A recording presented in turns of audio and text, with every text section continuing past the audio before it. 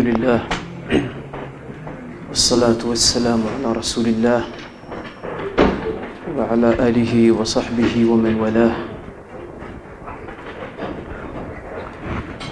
رب اشرح لي صدري ويسر لي أمري واحلل عقدة من لساني يفقه قولي. Chers frères et sœurs, avant tout, je tiens à vous saluer par les salutations de l'islam. Assalamu alaikum wa rahmatullahi wa barakatuh.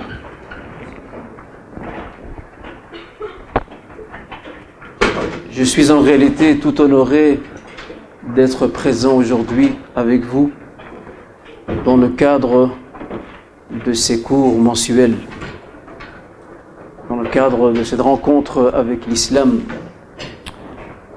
Et je me permets dans un premier temps de remercier les frères et sœurs organisateurs de cette rencontre ou de ces rencontres mensuelles, et dans un deuxième temps de saluer une fois de plus et de remercier également notre grand frère et professeur Yaqub Mahi qui m'a honoré par cette invitation, et j'espère en tout cas être à la hauteur de ses attentes.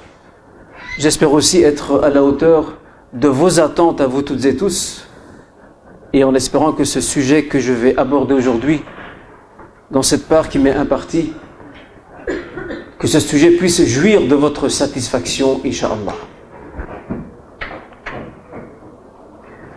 Notre appartenance à l'islam soulève de nombreuses questions. Parmi ces questions fondamentales que soulève notre adhésion et notre appartenance à l'islam, il y a le fait de savoir si oui ou non nous avons compris correctement ce message dont nous sommes porteurs. Parce qu'il est facile et il est possible à tout un chacun de dire et de prétendre qu'il est musulman, qu'il adhère à l'islam, qu'il fait partie de cette ummah, de cette communauté. Tout un chacun peut le prétendre, tout un chacun peut le dire. Seulement, cette adhésion, ou je dirais plutôt cette adhésion fidèle à l'islam, ne se vérifie que dans les actes. Et j'aime à dire ce que disait le poète jadis: وَكُلٌّ يَدَّعِي وَصْلًا بِلَيْلَى وَلَيْلَى مَا تُقِرُّ بِذَاكَ. Chacun prétend arriver de nuit à un endroit défini, mais la nuit dément leurs propos. Chacun prétend arriver quelque part la nuit,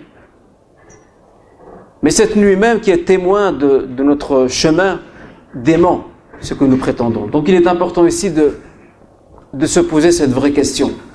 Parce que l'islam, mes chers frères et sœurs, l'appartenance à ce message ne peut en aucun cas être une appartenance d'héritage. L'appartenance à l'islam doit être une appartenance de conviction, de savoir et d'action. Trois choses: conviction, savoir et action. Conviction, parce qu'Allah Azza wa Jalla nous dit: fa'lam annahu la ilaha illallah wastaghfir li dhanbik wa lil mu'minin wal mu'minat. Ça, c'est au niveau des convictions. Sache donc qu'il n'y a de divinité que Dieu. Wastaghfir li dhanbik, et demande pardon pour ton péché. Wa lil mu'minin wal mu'minat, ainsi que pour celui des croyants et croyantes. Savoir, parce que notre Seigneur, exalté soit-il, nous rappelle que les degrés de préférence qu'il établit entre les hommes se mesurent en fonction de leur foi, mais aussi de leur savoir. Le verset que je vous ai cité auparavant, il se trouve dans la sourate Muhammad. Le verset suivant, dans la sourate Al-Mujadala, la polémique ou le débat, où notre Seigneur dit: Yarfa'illahu alladhina amanu minkum walladhina utul ilma darajat. Dieu élève ceux qui ont la foi parmi vous, ainsi que ceux qui ont le savoir, ceux et celles bien sûr. Et enfin, action. Al-amal. Parce que les convictions, al-mu'taqad, se trouvent à l'intérieur de nous-mêmes. Le savoir, c'est celui qui va m'éclairer, c'est la lanterne. Et enfin, al-amal, l'action, c'est la démarche que j'entreprends. C'est l'effort que je fournis pour avancer.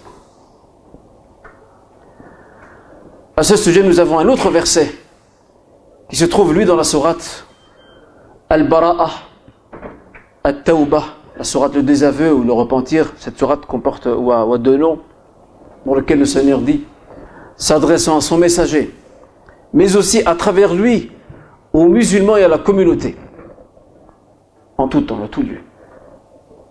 وَقُلِ اعْمَلُوا وَقُلِ اعْمَلُوا فَسَيَرَى اللَّهُ عَمَلَكُمْ وَرَسُولُهُ وَالْمُؤْمِنُونَ. Dis-leur au Muhammad, agissez, car Dieu va voir ce que vous faites, ainsi que son messager et les croyants. Dieu va voir ce que vous faites, Dieu va prendre connaissance de ce que vous avez intériorisé comme intention, ici à l'intérieur. Le messager va voir ce que vous faites, parce qu'il va vérifier la conformité de ce que vous faites par rapport aux enseignements qu'il a laissés, transmis et légués. Et enfin, wal mu'minoun, les croyants. Les croyants, quant à eux, ils vont pouvoir estimer à sa juste valeur l'utilité de cette action dont tu en es le producteur. Vous comprenez donc, chers frères et sœurs, que ce n'est pas une aubaine, ce n'est pas chose facile, qu'il y a un défi ici à relever, qu'il faut poser les vraies questions. Et ces vraies questions, notre frère et professeur Yaqub a soulevé quelques-unes d'entre elles durant son intervention. Je me permettrai à mon tour, à travers ce discours, de vous faire part d'autres interrogations et à chacun d'entre nous d'y réfléchir, d'y penser et de méditer. Seulement à partir du moment où le savoir, où une partie du savoir est acquis, parce que nous ne pouvons pas avoir tout le savoir, ce n'est pas possible. À partir du moment où une partie de ce savoir est acquis, où j'ai cette lanterne qui est censée éclairer mon chemin, qui me conduit vers mon Seigneur, vers la plénitude, reste une autre question. L'autre question est la suivante. Maintenant que le savoir est là, ou une partie de celui-ci, comment transposer, traduire ce savoir dans notre vécu, fil waqi', dans notre quotidien? Comment transposer? Il est facile d'apprendre beaucoup de connaissances, d'acquérir un certain bagage de science. Encore faut-il être capable de traduire ce que nous apprenons dans des actes. Et pour cela, il y a deux choses importantes à retenir là-dedans. La première chose, c'est ce que nos grands juristes ont appelé fiqh al-awlawiyat, le sens des priorités. Et la deuxième chose, c'est fiqh al-waqi', une connaissance aiguë du contexte et de la réalité qui nous entoure.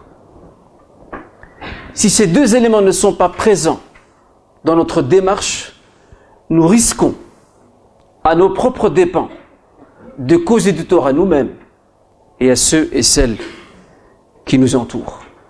Le Coran, le Saint-Coran et la tradition prophétique représentent les sources de notre inspiration.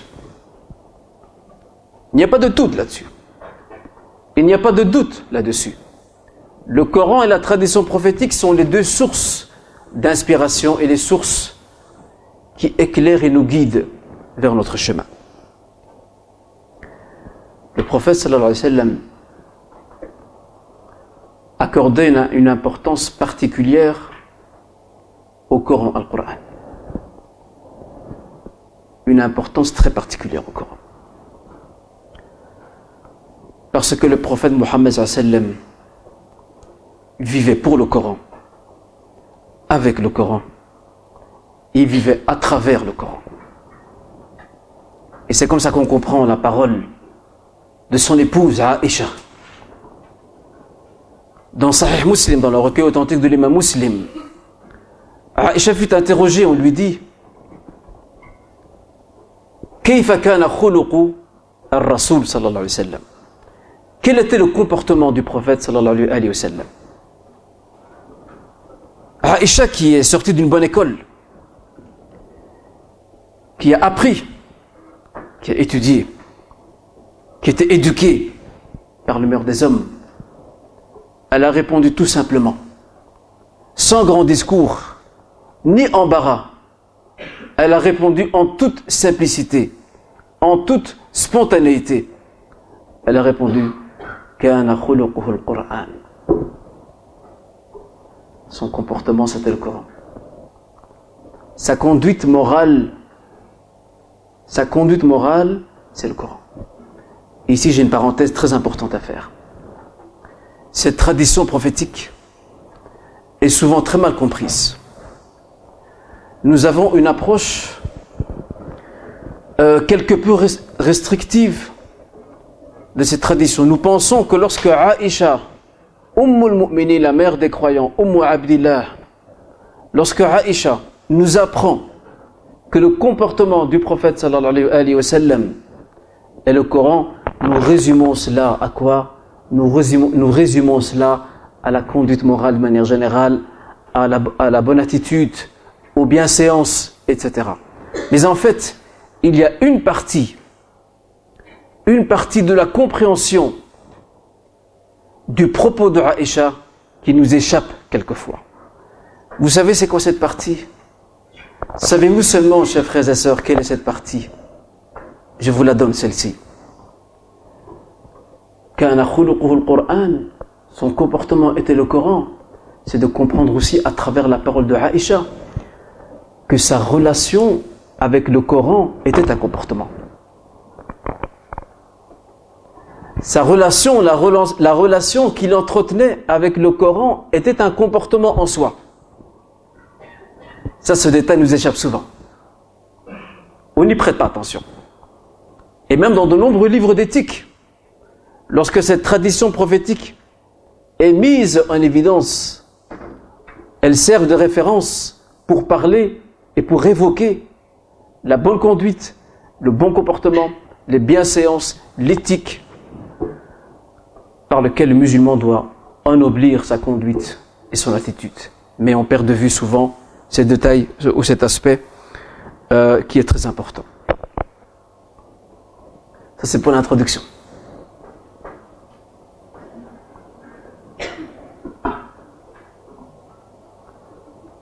L'introduction est terminée maintenant. Vous pouvez marquer un point, on passe au point suivant. Al-Islamu bayna jahli abna'ih wa ajzi ulama'ih. L'islam entre l'ignorance de ses adeptes et l'impuissance de ses savants, de ses ulama. Vous savez, quand je préparais ce cours, j'ai eu une inspiration. Ça m'arrive de temps en temps. J'ai eu une inspiration. Vous savez pourquoi? Parce qu'en me replongeant dans la thématique qui est la nôtre, en essayant de l'imaginer, en essayant de définir les jalons du chemin que je vais emprunter pour vous le faire partager après, ce titre que vous avez devant vous, Al-Islamu bayna jahli abna'ih wa ajzi ulama'ih, l'islam entre l'ignorance de ses adeptes et l'impuissance de ses ulama ou de ses savants, ce titre est venu en face de moi. Les droits d'auteur sont préservés. Ce titre n'est pas le mien. Ce titre est celui d'un juriste musulman, d'un prédicateur, d'un homme de foi, qui a consacré sa vie à Dieu et qui est mort pour Dieu. Il est mort en sacrifice pour ses principes, pour ses convictions religieuses et intellectuelles. Cet homme se dénomme Abdul Qadir Aouda. Que Dieu le couvre de sa clémence. Abdul Qadir Aouda, qui était l'une des figures de proue du mouvement islamique égyptien dans les années 50. Et ce grand homme, qui a toujours gardé la tête très haute, fier de ses principes, déterminé dans son engagement. Il a été pendu et exécuté à l'époque du président égyptien Jamal Abdel Nasser. Il faut revoir la scène. Je me permets cette parenthèse rapide. Moi qui aime l'histoire, il faut voir la scène. Lorsqu'on voit Abdel Qadir Aouda qui se rend au peloton d'exécution avec un grand sourire, avec la tête haute, ainsi doit être le musulman. Fier de ses principes, déterminé dans son engagement. Arrêtons d'être des complexés. Arrêtons de se sentir moins que les autres. Mais soyons à l'image de cette parole prophétique, ou plutôt de cette parole divine, que nous retrouvons dans la sourate Fussilat, où notre Seigneur dit وَمَنْ أَحْسَنُ قَوْلًا مِمَّنْ دَعَا إِلَى اللَّهِ وَعَمِلَ صَالِحًا وَقَالَ إِنَّنِي مِنَ الْمُسْلِمِينَ. Y a-t-il une meilleure parole que celle de celui qui appelle et qui témoigne du chemin de son Seigneur, وَعَمِلَ صَالِحًا, et qui agit en conséquence de ce à quoi il appelle, وَقَالَ, la fin nous intéresse. La fin nous intéresse. وَقَالَ إِنَّنِي مِنَ الْمُسْلِمِينَ.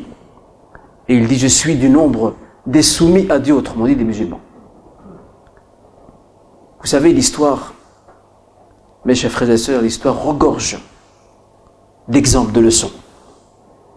Et d'ailleurs, notre frère Yaqub, là, tout à l'heure, parlait de Al-Qasas al-Qur'ani, les récits coraniques. Les récits coraniques, lorsque ceux-ci sont évoqués dans le Coran, le but n'est pas de nous distraire, de nous faire oublier un moment et un instant nos soucis, nos tracas de la vie. Non. Le but de ces récits coraniques, Al-Qasas al-Qur'ani, ces récits, non seulement ils ont pour objectif raffermir le cœur du prophète sallallahu alayhi wa sallam, mais plus que cela, il y a des leçons à tirer, des enseignements à extraire de ces récits.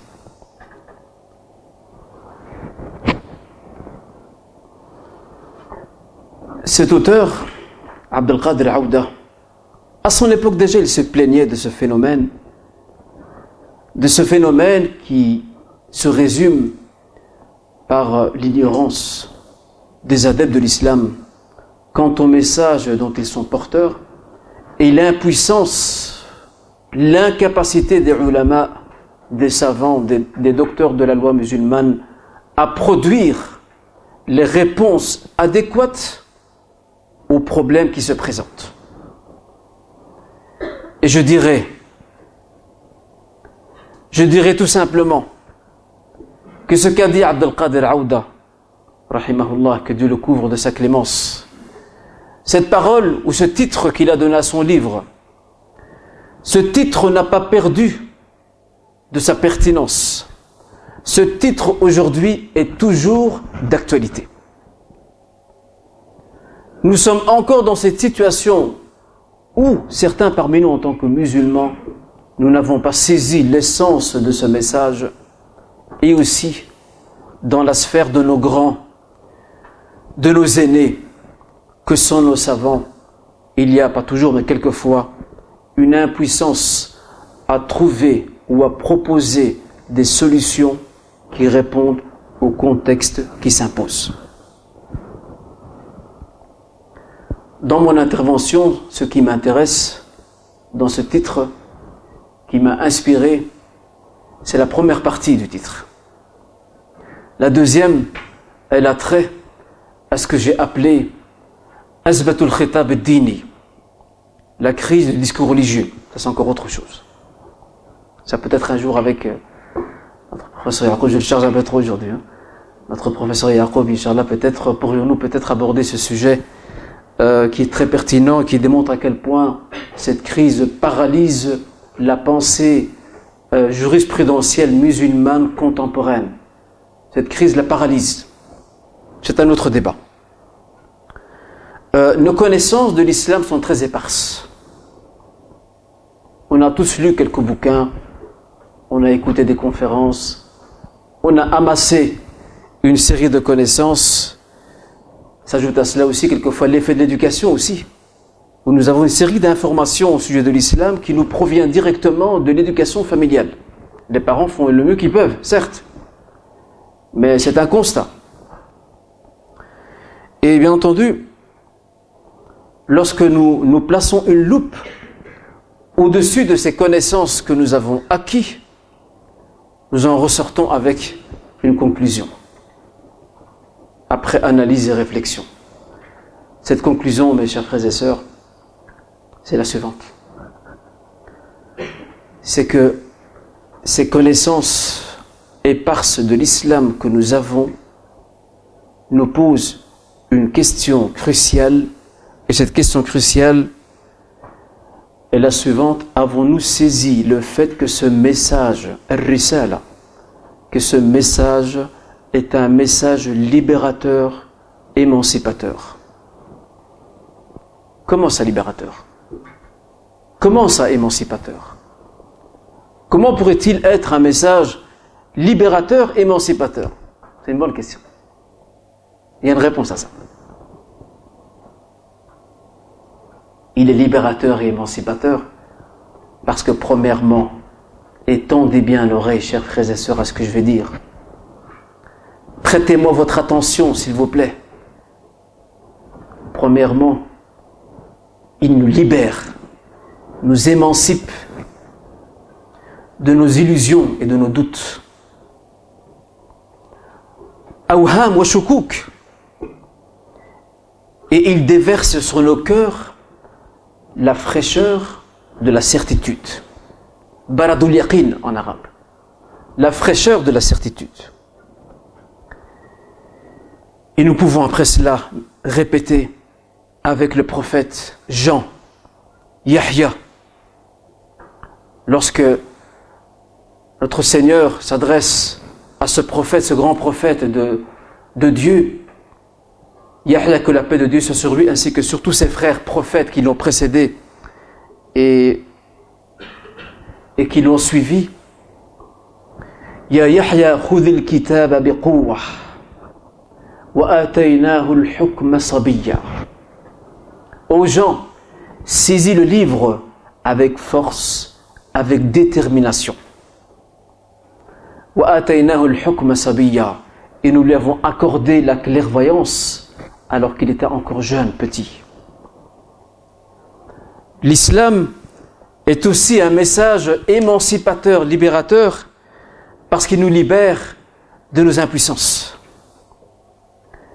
Nous sommes aujourd'hui, je ne vais pas généraliser mon propos, mais c'est une réalité, face aux défis de la vie, face aux défis sociétaux que nous rencontrons et que rencontrent les musulmans par-ci et par-là, nous sommes quelquefois devenus défaitistes. Nous baissons les bras. Entre ceux et celles qui pensent que tous les signes de la fin des temps sont là et qu'il ne faut plus rien faire, fermons nos portes, restons chez nous pour ne pas nous exposer aux épreuves et aux malheurs. Et entre celui et celle qui a choisi la posture de la victime et qui refuse d'agir. Al-ihbat, al-ajz, al-ya's, le désespoir, le défaitisme, l'impuissance. Eh bien, l'islam nous libère. L'islam nous émancipe de ces mots-là. Il nous émancipe afin de nous ouvrir un chemin, nous le frayer, pour que nous puissions marcher d'une manière déterminée vers la voie du salut. Croyez-moi, que nous puissions marcher vers la voie du salut et que nous puissions être habités par la certitude à l'image et à l'instar de ce grand prophète de Dieu, Moïse, alayhi salam, qui lorsque les troupes de Pharaon étaient derrière lui, et qu'il s'est trouvé et retrouvé au bord de cet océan, qu'a-t-il dit? Lorsque les siens lui ont dit, on nous a rattrapés. Sa réponse est un témoignage de la certitude de l'yaqin. Il dit, Kalla inna ma'iya rabbi sayahdin. Certes non, inna ma'iya rabbi sayahdin.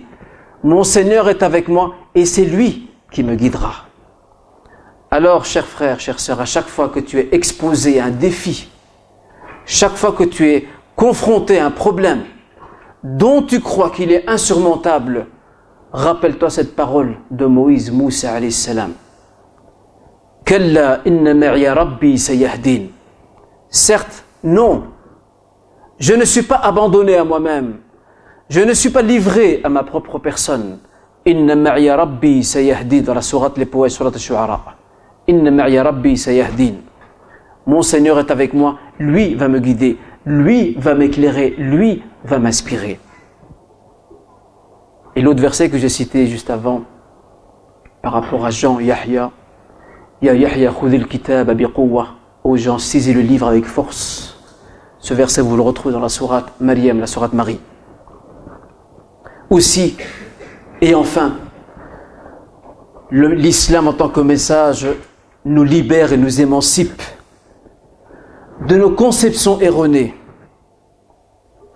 de nos modes de pensée qui se trouvent en total décalage avec ce à quoi nous invite ce message.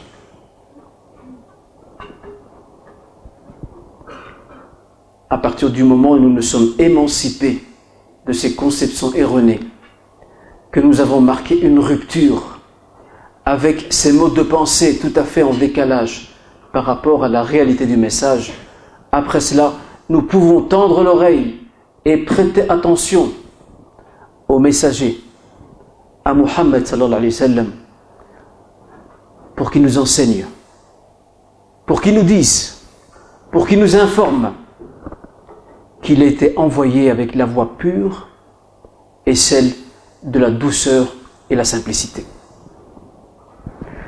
Certains d'entre nous, d'ailleurs le frère Yacoub, tout à l'heure on a parlé, il y a fait allusion, certains d'entre nous s'intéressent beaucoup à la loi, mais pas à la foi et ni à la voix. Nous avons aujourd'hui dans nos rangs, et c'est une réalité, nous avons aujourd'hui dans nos rangs ce que j'ai dénommé, ce que j'ai appelé des techniciens de la charia. Des gens qui ne connaissent que ce qui est permis, ce qui n'est pas permis. Ce qui fait partie de la tradition, de ce qui n'en fait pas partie. Sunnah wa bid'ah. Et j'aime à citer cet auteur contemporain qui disait « Pourquoi t'adresses-tu à quelqu'un en termes de licite et illicite, en termes de sunnah et bid'ah, alors qu'il ne connaît pas son Seigneur ?» Apprends-lui à connaître son Seigneur. Apprends-lui à ce que son cœur soit habité par l'amour, par la crainte révérentielle de son Seigneur, par le désir de servir son Seigneur. Et à ce moment-là, ces termes utilisés, halal, haram, sunnah, bid'a, licite, illicite, sunnah, innovation, ces termes lui seront audibles et il pourra comme un puzzle placer chaque pièce à son emplacement approprié. En revanche, enseigner cela à nos jeunes, marteler les esprits avec ces termes, c'est donner tout simplement des boîtes d'allumettes à des jeunes pour qu'ils mettent le feu à la forêt. Et qui viendra éteindre ce brasier? Voilà.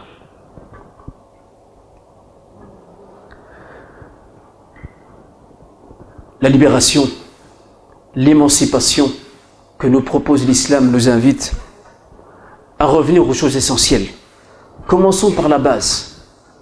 Évolue lentement et le reste appartient donc à ton Seigneur. Parce que pour connaître l'islam, et d'ailleurs c'est le but d'ailleurs de ces rencontres avec l'islam, pour connaître l'islam il faut la conjugaison de deux choses. al-qalbu wal-aql. Le cœur et la raison. Le cœur et l'intelligence. Vous savez pourquoi? Parce que le cœur lit ce qui est inintelligible. Le cœur lit ce qui est inintelligible. Le cœur est le réceptacle, pas seulement de nos émotions, mais il est le réceptacle de nos convictions, de nos valeurs. Et la raison, l'intelligence que Dieu nous a donnée, et d'ailleurs nous avons de nombreux versets dans le Coran qui y font allusion, la raison et l'intelligence, elle à son tour, elle est invitée à déchiffrer les signes de Dieu dans la création et l'univers, mais aussi à déchiffrer, à décoder le message que Dieu nous propose à travers son livre terrestre qui est celui du Coran. Vous comprenez maintenant que l'affaire n'est pas simple. Mais il ne faut pas pour autant baisser les bras. Car le mot impossible n'est pas français. Impossible n'est pas français. Je vais aller un peu plus vite parce qu'on m'a donné un signal ici qu'il faut aller un peu plus vite.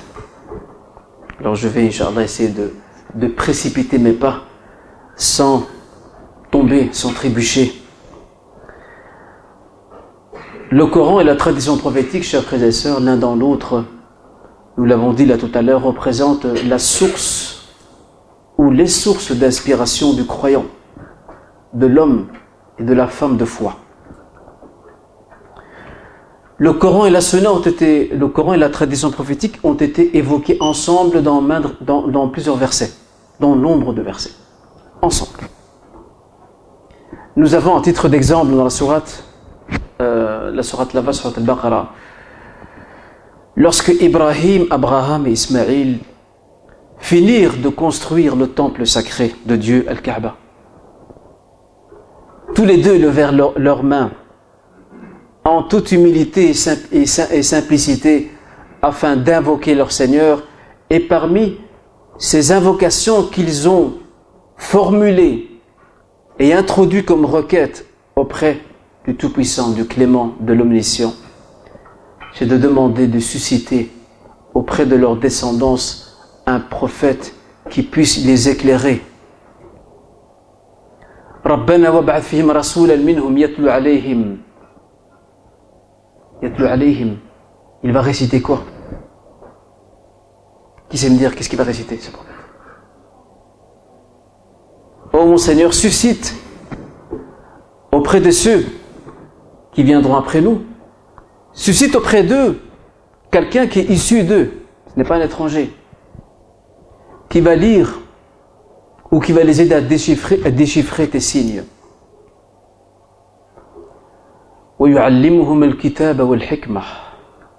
Il va leur enseigner al-kitab, le livre, les écritures, al-hikmah, que l'on traduit par sagesse, clairvoyance, et qui est ici la tradition prophétique.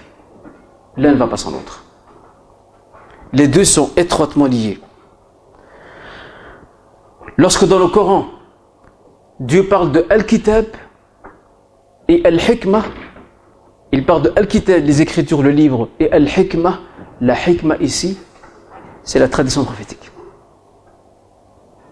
C'est la Sunna.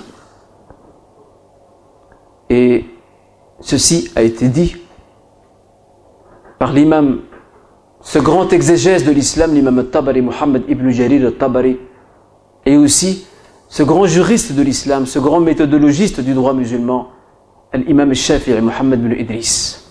Tous les deux s'accordent quant au fait que le mot hikmah signifie ici tradition prophétique sunnah.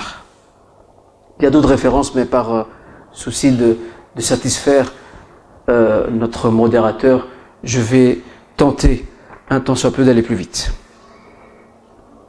Inna hadha al-Qur'an yahdi lillati hiya aqwam. Certes, ce Coran conduit vers la voie la plus droite. Et regardez le terme utilisé, yahdi, il guide. Li'anna al-Qur'an hadin. Parce que le Coran est un guide. Le Coran est un guide. Alors à nous de nous poser la bonne question. Avons-nous fait du Coran notre guide? On parle souvent du prophète sallallahu alayhi wa sallam comme étant notre guide, c'est vrai, c'est notre guide. Mais qui a inspiré le prophète sallallahu alayhi wa sallam? N'est-ce pas le Coran lui-même? N'est-ce pas le Coran lui-même qui a inspiré le prophète sallallahu alayhi wa sallam dans tout ce qu'il faisait, dans tout ce qu'il disait, dans tout ce qu'il a entrepris? La réponse, je pense, est très simple et vous l'avez certainement compris. Le Coran et la tradition prophétique, c'est un legs. Irth, c'est un héritage. Ce legs, cet héritage, nous l'avons compris, nous l'avons saisi lorsque le prophète s'adresse à ses disciples et à ses fidèles en disant « Taraktu fikum shay'ayn, ma in tamassaktum bihima lan tadillu ba'di abada » J'ai laissé auprès de vous deux choses. C'est dans le Hakim, c'est un hadith authentique d'après Abu Huraira. J'ai laissé auprès de vous deux choses. Si vous vous y conformez, si vous vous montrez fidèle à leur égard, lan tadillu ba'di abada, vous ne connaîtrez jamais après moi l'égarement. Pourquoi il dit ça, le prophète sallallahu alayhi wa sallam? Parce que lui, il sait qu'il ne sera plus là un jour. Quand il est là, il inspire ses disciples. Mais quand il n'est plus là, vers qui se tourner? Et c'est là qu'on comprend que nous devons nous tourner vers ce legs, cet héritage qu'il a laissé donc derrière lui. Il y a dans le Coran et dans la tradition prophétique une matière très riche en termes d'éducation, tarbiyah, de réforme, islah. Deux choses importantes. Mais la question qui se pose aussi et s'impose, comment approcher d'une manière intelligente ce legs, al-irth, cet héritage? Comment l'approcher? Je vais vous donner ici 3 indications. Il y en a beaucoup d'autres, mais par souci de temps, ou plutôt par économie de temps, je m'arrêterai à ces 3 indications. La première indication, c'est l'adhésion sans faille à ces sources scripturaires que représentent les sources du Coran et de la tradition prophétique. Tu dois y croire d'une manière ferme. Tu ne peux en aucun cas avoir le moindre doute. Le moindre doute ne peut pas effleurer ton esprit. Parce que s'il effleure ton esprit, tu risques de t'y perdre. En revanche, lorsque tu y adhères avec conviction, avec détermination, Dieu t'accorde autre chose. Il t'offre ce cadeau. Ce cadeau, vous savez, c'est quoi ce cadeau? Ce cadeau que Dieu nous offre, c'est qu'il nous conduit vers lui. N'est-ce pas une grande grâce? N'est-ce pas une grande grâce de la part du divin de nous offrir ce cadeau, à savoir de nous guider, de nous orienter vers lui? Mais il y a une condition à cela. C'est l'effort et la persévérance. Dans le dernier verset de la sourate,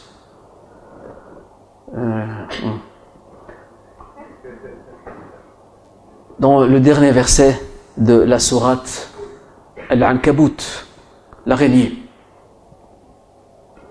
Cette sourate porte ce nom, Al-Ankabut, l'araignée, parce qu'elle fait référence à l'image que Dieu nous donne de ce culte faux, de ce culte païen qu'exerçaient les Arabes. Inna awhana al-buyut la bayt al-ankabut. La demeure la plus fragile, c'est celle de l'araignée. Regardez quelle belle image. Dieu nous dit toutes ces fausses convictions, toutes ces fausses divinités ne peuvent pas résister face à la force de la lumière de la vérité. Ce n'est pas possible. La force quwwatun nur, la force de la lumière de la vérité dissipe toute ambiguïté et évacue tout obstacle sur son chemin. Vous comprenez maintenant le sens de l'appellation Al-Ankabut, l'araignée. Revenons à notre verset. Dernier verset de la sourate Al-Ankabut, donc la sourate l'araignée. Dans ce verset, Dieu nous dit, il nous donne la clé qui nous conduit vers lui. Il nous dit وَالَّذِينَ جَاهَدُوا فِينَا لَنَهْدِيَنَّهُمْ سُبُلَنَا وَإِنَّ اللَّهَ لَمَعَ الْمُحْسِنِينَ. وَالَّذِينَ جَاهَدُوا فِينَا, ceux qui luttent, ceux qui font des efforts dans notre direction. Quand tu fais des efforts, Dieu t'ouvre son chemin. لَنَهْدِيَنَّهُمْ سُبُلَنَا, nous allons leur ouvrir nos sentiers. Et puis il y a un tenant et un aboutissant. وَإِنَّ اللَّهَ لَمَعَ الْمُحْسِنِينَ, et Dieu est avec les bienfaisants. Autrement dit, cet effort al-juhd, cet effort que tu vas fournir, que tu vas produire, est marqué du tampon de la bienfaisance. Martoum bi-tabi' al-ihsan. Le deuxième élément qui nous aide à approcher, à appréhender ces sources de l'islam, qui est le Coran et la tradition prophétique, c'est d'avoir une vision globalisante de ces sources. Pas une vision restrictive, partielle.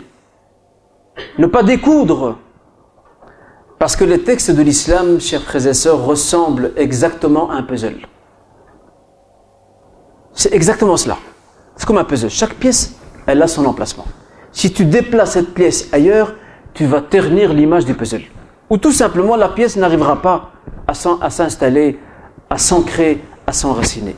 Une vision globalisante. Nadratun shumuliyya.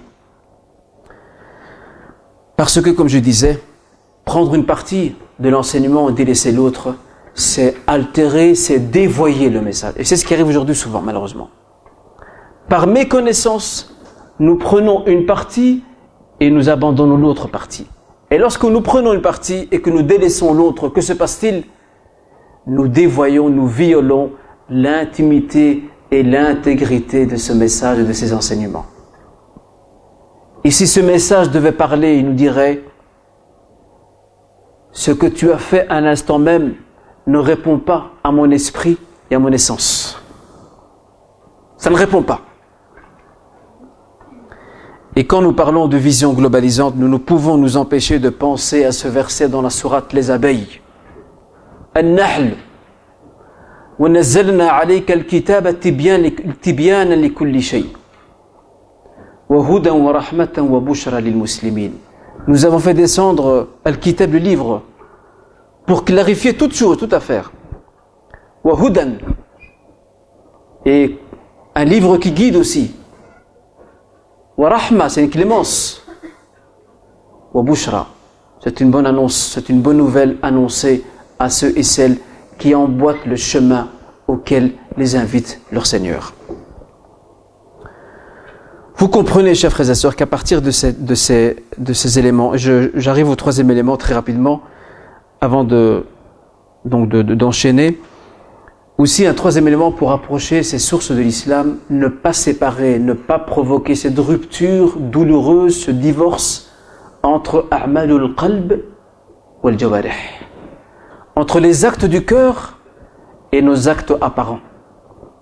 L'islam, mes chers frères et sœurs, je vous le dis et je vous le répète, Inch'Allah, l'islam, mes chers frères et sœurs, ne se résume pas à l'apparence. Parce que si l'islam se résume à l'apparence, il serait à l'image d'un arbre sans racines. Le premier vent qui souffle le fait tomber.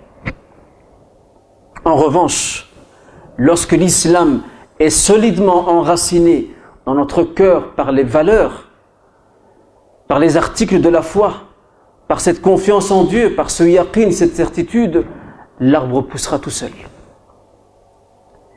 Et vous seriez authentique et vrai, as-sidq, dans ce que vous faites et dans ce que vous dites.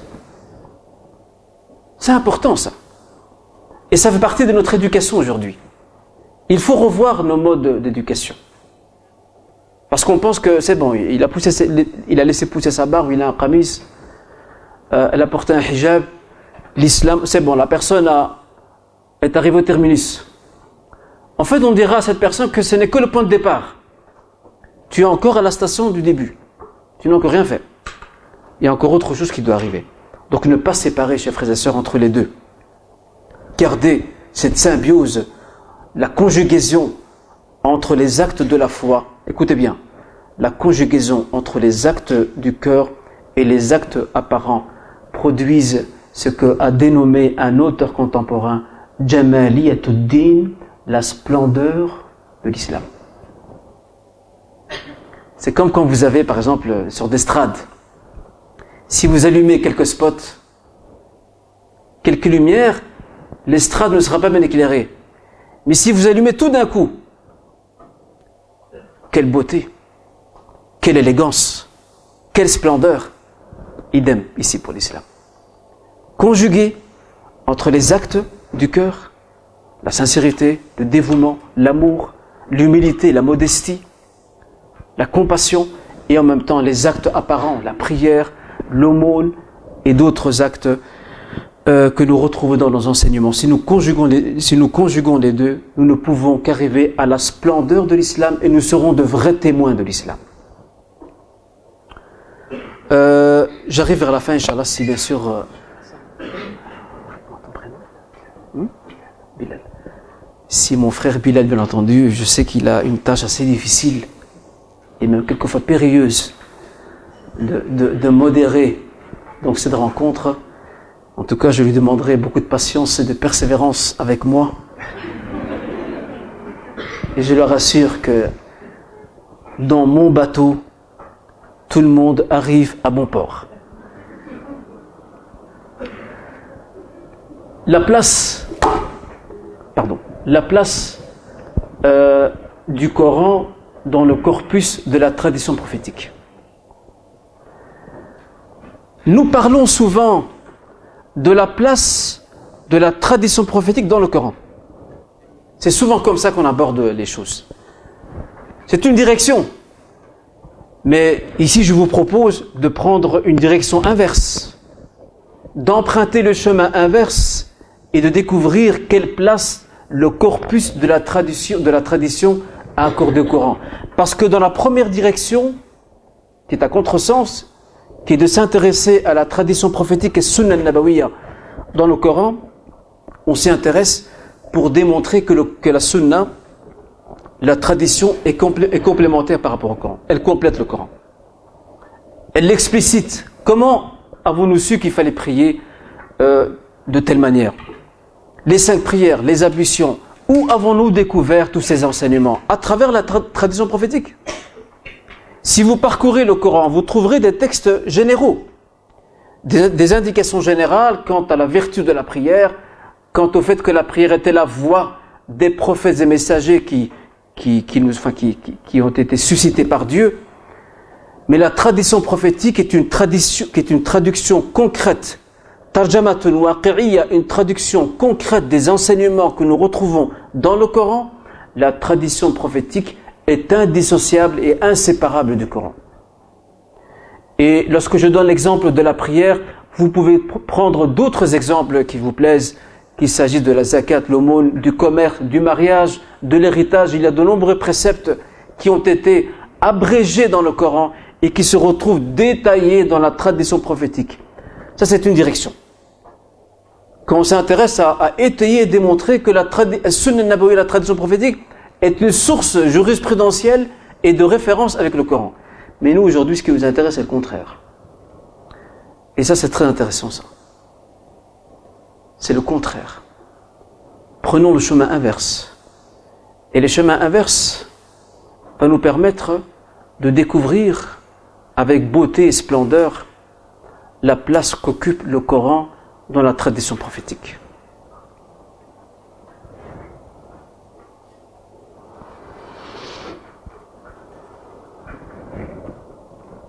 Nous l'avons compris là tout à l'heure, il n'y a pas à séparer entre les deux. Le prophète sallallahu alayhi wa sallam, dans cette tradition apportée par Abu Daoud, Tirmidhi et d'autres, qui est une tradition authentique, il dit: Ala inni utitu al-Qur'an ou al-kitab wa mithlahu ma'ah. Certes, il m'a été révélé le livre, le Coran, et ce qui est son semblable. Autrement dit, la tradition prophétique. Wa mithlahu ma'ah. Et ce qui équivaut au Coran, en termes de révélation, source première de l'islam, c'est la tradition prophétique. Avait raison ce savant, ce suiveur, ce tabi'i, de dire un jour, Makhoul, s'appelait-il, de dire Al-Qur'anu ahwaju ila sunnati min sunnati ila al-Qur'an. Le Coran a plus besoin de la sunna que la sunna du Coran. Mais ce propos qu'il a tenu, c'est pour démontrer, comme nous l'avons dit il y a quelques instants, qu'il y a une totale correspondance entre le Coran et la tradition prophétique. Nous, ce n'est pas notre propos. Nous, on va s'intéresser, Inch'Allah Ta'ala, à démontrer. C'est tout?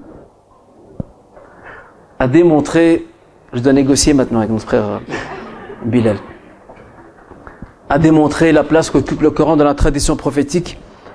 Et avant de passer à cela, moi qui aime la méthodologie al-manhajiyya, je vais vous parler d'une chose fondamentale avant d'entrer dans le vif du sujet, c'est de vous dire tout simplement que lorsque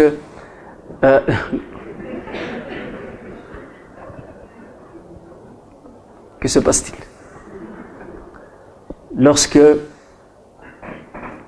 Lorsque nous voulons découvrir la place que la tradition prophétique a réservée au Coran, il faut se rappeler que le corpus des traditions prophétiques inscrit la dimension coranique dans des chapitres bien définis. Je vais vous en citer quelques-uns, pour ne citer que les principaux. Le chapitre du début de la révélation, Mabda'ul Wahy, où le prophète sallallahu alayhi wa sallam nous parle de la manière dont la révélation a été transmise.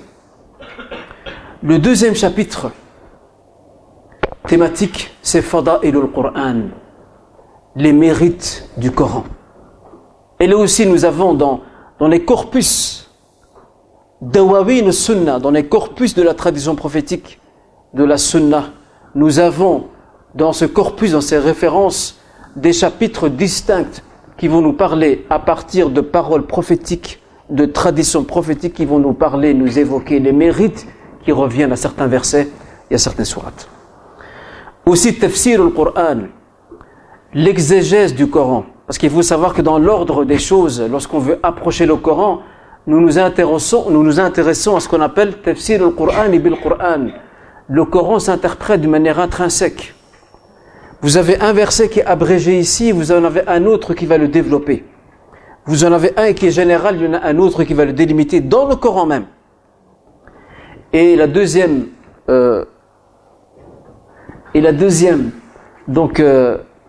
échelon pour approcher l'exégèse du Coran, c'est ce qu'on appelle Tafsir al-Nabi sallallahu alayhi wa sallam, l'exégèse prophétique. Et nous avons dans les corpus de la tradition prophétique de nombreuses traditions dans lesquelles le prophète nous explique certains versets. Je prends pour exemple lorsque certains compagnons se sont présentés à lui et ils lui ont posé la question, nous n'avons pas compris le verset suivant qui se retrouve dans la sourate les bestiaux al-An'am, alladhina amanu wa lam yalbisu imanahum bidhulm.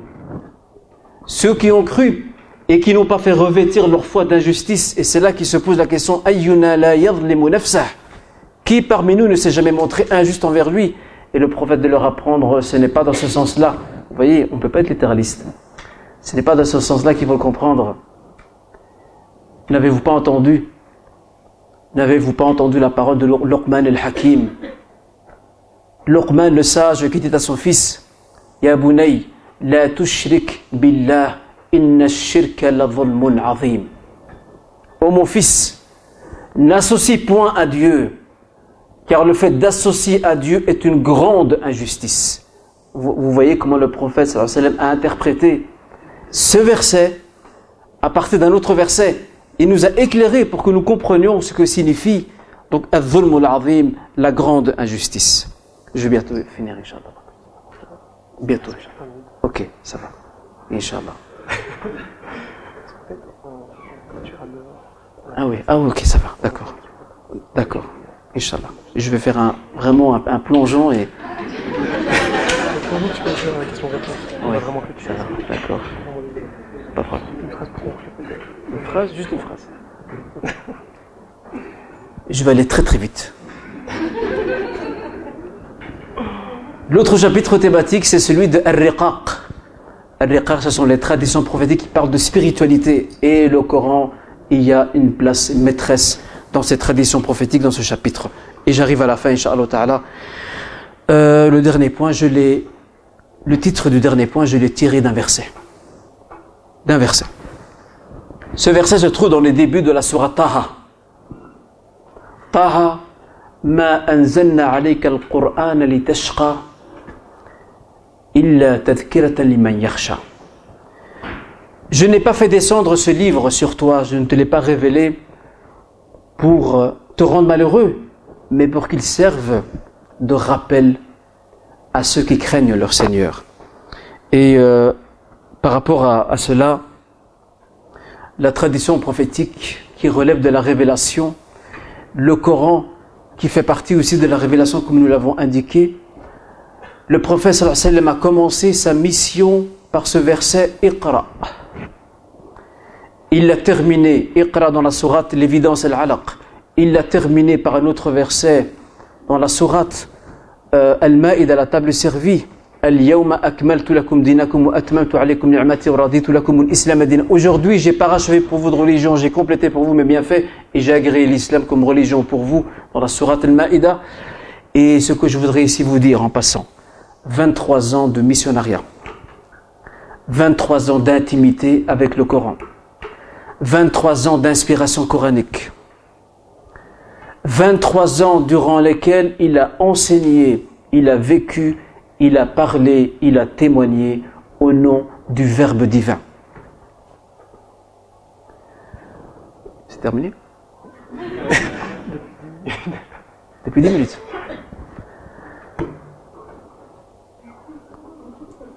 Prenez 4 versets. Et avec ces 4 versets, et peut-être dans les questions j'y reviendrai, Inch'Allah, avec les 4 versets là, j'ai d'autres points à soulever, malheureusement le temps ne me permet pas de m'étaler, sinon on va me couper le micro. Chers frères et sœurs, 4 versets, gardez-les en mémoire, ces 4 versets, c'est notre grille de lecture et d'analyse pour comprendre l'œuvre prophétique à travers la biographie prophétique. Premier verset, Iqra bismi rabbika alladhi khalaq. Lis au nom de ton Seigneur qui a créé toutes choses. Ça c'est le premier verset dans la sourate Al-Alaq. Deuxième verset. Et ce verset dont je viens de citer, c'est par ce verset que le prophète a été, comme Muhammad sallallahu alayhi wa sallam, a été investi de la prophétie An-Nubuwah. Deuxième verset. Ya ayyuhal mudaththir, qum fa'anzir. Ô toi qui te blottis sous ce manteau, qum fa'anzir, lève-toi et annonce et avertis. Par ce verset, il est devenu messager, Rasoul. Le troisième verset. Wa anzir, ou plutôt, ya ayyuhal muzammil, ya ayyuhal muzammil, toi qui es recouvert d'un manteau, qumil layla illa qalila, nisfahu aw inqus minhu qalila aw zid alayhi wa rattilil qur'ana tartila inna sanulqi alayka qawlan thaqila. Toi qui es dans un manteau, lève-toi et prie une bonne partie de la nuit, ou la moitié, ou diminue, ou rajoute. Et récite avec soin, psalmodie le Coran avec soin, sois présent avec Dieu. Sois présent avec Dieu. Inna sanulqi alayka qawlan thaqila. La charge de la prophétie est très lourde. Et il a besoin de cette énergie spirituelle, de cette proximité de Dieu pour pouvoir relever tous les défis qui l'attendent. Et le dernier verset, qui est aussi un outil qui va nous aider à comprendre l'œuvre prophétique. Et avertis tes proches, annonce-leur la bonne nouvelle, mets-les en garde dans la sourate Les Poètes. Je sais que vous aimez les chiffres impairs, je rajoute encore un 5e verset.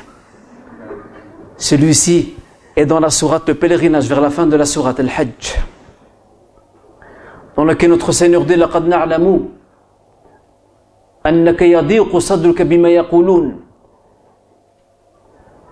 Nous savons que ton cœur se retrouve oppressé par ce qu'ils disent. فَسَبِّحْ بِحَمْدِ رَبِّكَ وَكُنْ مَعَ السَّاجِدِينَ. Voue les louanges à ton Seigneur et sois du nombre des adorateurs. Wa'bud rabbaka hatta ya'tiyaka al-yaqin, et adore ton Seigneur jusqu'à ce que certitude te vienne. Et il y a d'autres éléments dans mon intervention, peut-être j'y reviendrai si le temps me permet, dans les questions-réponses. Je vous remercie, vous toutes et tous, pour votre attention, que Dieu vous récompense et qu'il nous bénisse toutes et tous. Wallahu a'lam. Assalamu alaikum.